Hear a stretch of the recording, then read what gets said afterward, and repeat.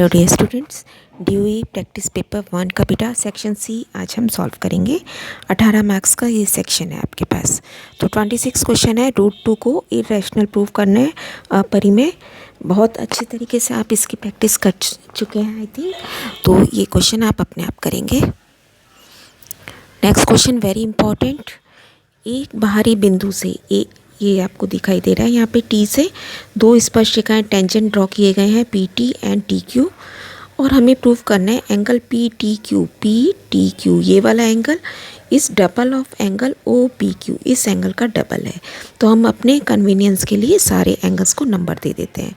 Angle 1, angle 2, यानी कि मुझे प्रूव करना है एंगल 1 इस डबल ऑफ एंगल 2, 3 एंड 4। अब प्रूफ क्या करना है वो हम लिख लेंगे। एंगल 1 प्रूफ करना है डबल है एंगल 2 का, ये 2 गिनती वाला है और ये एंगल का नाम हमने दिया है एंगल 2, इसलिए एंगल का साइन लगाना बहुत ज़रूरी है। अब हम देखेंगे बेटा क्वेश्चन में हम क्या क्या जानते हैं। तो देखिए पी टी और टी क्यू बराबर है ना, टेंजेंट इक्वल होते हैं अगर बाहरी पॉइंट से खींचे जाते हैं। तो अगर इस ट्रायंगल में ये दोनों लाइनें बराबर हैं तो इसका मतलब एंगल 3 बराबर है एंगल 4 के।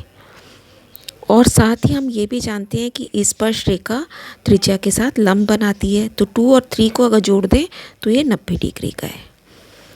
साथ ही 3 एंगल इक्वल टू एंगल 4, क्योंकि दोनों साइड्स इक्वल हैं। जो पता है हम वो लिखते जा रहे हैं। अभी हमें ये नहीं पता कि हम अपने आंसर तक कैसे पहुँचेंगे बेटा, इसलिए कभी भी क्वेश्चन को आपने छोड़ना नहीं है। कुछ तो ज़रूर होगा उसमें ऐसा जिसे आप जानते हैं, तो वो लिख देना है वहाँ पे। जैसे मैंने यहाँ पे 3 बराबर 4 लिख दिया। अब सारे एंगल्स का सम मिला के भी आप लिख सकते हो कि 180 है। 1 + 3 + 4 इज़ 180, और 3 और 4 मैंने कहा बराबर है। 4 तो मेरा दूर का एंगल है, तो इसको 4 को हटा देते हैं, ये हमारे काम का हमें नहीं दिख रहा। तो 4 की जगह में मैं क्या लिख दूँगी, एंगल 3 यहाँ लिख दिया। अब ये 3 और ये 3 मिला के कितने एंगल 3 हो गए, 2 एंगल 3 है ना। 2 एंगल 3 + एंगल 1 इज़ 180। तो एंगल 3 की वैल्यू आपके पास क्या आ गई, एंगल 3 या एंगल 1 निकाल लेते हैं। Angle 1 is equal to 180 minus 2 times angle 3। Simple equations हैं बेटा ये, बस एंगल की जगह हम यहाँ नंबर दे रहे हैं। तो 180 माइनस 2 एंगल 3, जो यहाँ प्लस हो रहा था यहाँ जाके माइनस हो गया। अब देखो ये एंगल 3 भी हटा के मेरे को एंगल 2 के साथ आंसर चाहिए, और एंगल 3 और एंगल 2 का यहाँ रिलेशन हमें दिख रहा है। एंगल 3 की वैल्यू यहाँ से क्या आ जाएगी, 90 माइनस एंगल 2। एंगल 2 इसके साथ जाके माइनस हो गया है ना। अब इस 90 माइनस एंगल 2 को उठा के हम एंगल 3 की जगह रख देंगे। 2 तो बाहर रहा, ब्रैकेट में 90 माइनस एंगल 2। फिर से अब ये करने के बाद आप 2 से गुणा करेंगे अंदर वाली टर्म को। तो ये बन गया 2 × 90 180, माइनस माइनस ये प्लस हो गए हमारे पास, ये साइन हमारा प्लस का लग गया। और जो चीज़ अब हमें प्रूव करनी थी, angle 1 is equal to 2 times angle 2, ये हमारा प्रूव हो गया। देखिए कितना छोटा सा क्वेश्चन बना है ना। नेक्स्ट क्वेश्चन प्रोबेबिलिटी में से है। 1 से 90 तक के कार्ड्स हैं, तो टोटल इसका मतलब सबसे पहले आप प्रोबेबिलिटी में टोटल चेक करते हैं, 90 हो गए है ना। अब हमें प्रोबेबिलिटी बतानी है 2 अंकों की संख्या। 2 अंकों की संख्या कहाँ से शुरू होगी, 10 से लेकर 90 तक। तो फेवरेबल आउटकम्स हमारे कौन से हो गए, 10 से 90, यानी कि जब आप इन्हें काउंट करेंगे तो 81 बनेंगे। तो प्रोबेबिलिटी क्या हो जाएगी, 81/90, 9/10। सेकंड में पूर्ण वर्ग संख्या। पूर्ण वर्ग संख्या कौन कौन सी आएंगी 1 से 90 में, 1, 4, 9, 16, 25, इस तरीके से लास्ट आएगी 81, यानी कि 9 टर्म्स का वर्ग हो रहा है, तो 9 संख्याएं हो गई। प्रोबेबिलिटी बन गई 9/90, 1/10। थर्ड क्वेश्चन में 5 से भाग होने वाली संख्या। तो 5, 10, 15 अप टू 85 तक आप जा सकते हो। अप टू आप 90 तक जा सकते हैं बेटा, 90 भी है ना उसमें क्योंकि, तो हम यहाँ पे 90 भी लिख देंगे।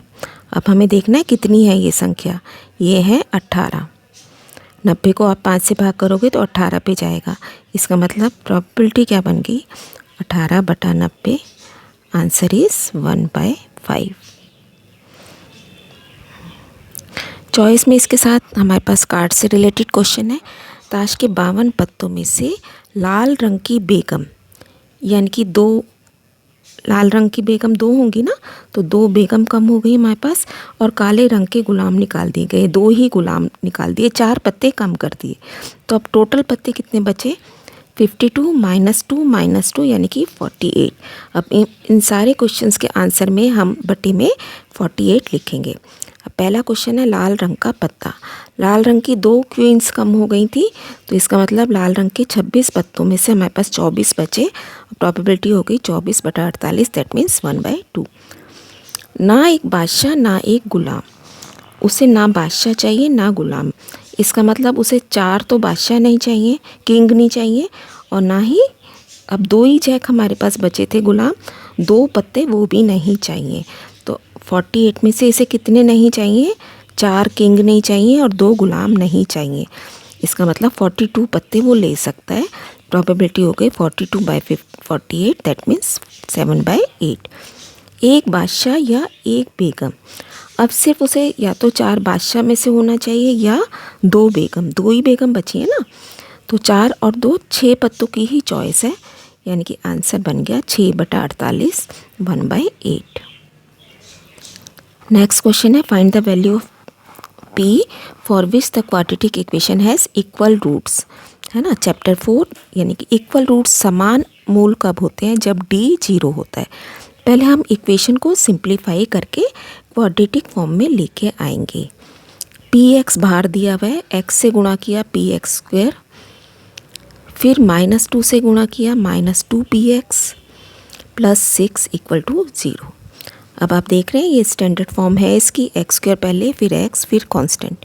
तो a क्या हो गया p, b हो गया -2p, x के साथ जो भी टर्म है वो b है आपकी, एंड c इज 6।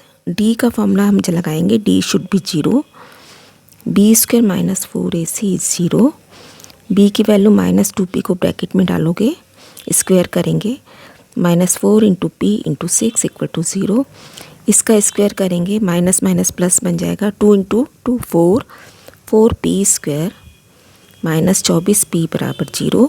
इन दोनों में से 4p हम कॉमन निकाल लेंगे, अंदर बचा p - 6 = 0, यानी कि या तो p 0 होगा या p 6 के बराबर होगा।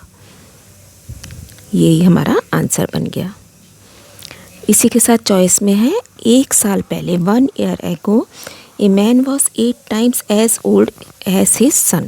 1 साल पहले एक आदमी अपने बेटे की उम्र से 8 गुना था, लेकिन अभी at present his age is equal to the square of his son's age. अभी उसकी एज अपने बेटे की एज का स्क्वायर है, वर्ग है। बताइए दोनों की प्रेजेंट एज। तो हमने क्या किया, प्रेजेंट एज ऑफ सन मान ली x, तो प्रेजेंट एज ऑफ मैन क्या हो गई, स्क्वायर है अभी उसकी, x² हो गया ये, है ना। 1 साल पहले कितनी होगी, बेटे की होगी x - 1 और मैन की क्या होगी x² - 1। 1 साल पहले इसकी x - 1, इसकी x² - 1। अब क्या कह रहा है वो, 1 साल पहले 8 गुना थी उसकी, तो 1 साल पहले हमारे हिसाब से इतनी हुई। अब हम क्वेश्चन के हिसाब से x² - 1 को लिख देंगे 8 × x - 1। सॉल्व कर लेंगे, x - 1 × x + 1, 8x - 1। इसे हम काट सकते हैं क्योंकि x का आंसर 1 नहीं हो सकता, 1 1 साल का तो नहीं होगा ना बच्चा, तो इसलिए हमने इसको काट दिया। यहाँ पे हमारे पास बचा 8 = x + 1, that means x = 7 years। तो बच्चे की एज हमारे पास 7 years आ गई। फादर की एज क्या बनेगी, 7 का स्क्वायर, 7 × 7 49 years। और यही दोनों क्वेश्चंस बेटा आपके पास हिंदी ट्रांसलेशन यहाँ पे दिया गया है। बहुत अच्छे से प्रैक्टिस कीजिए। Keep on learning, stay blessed.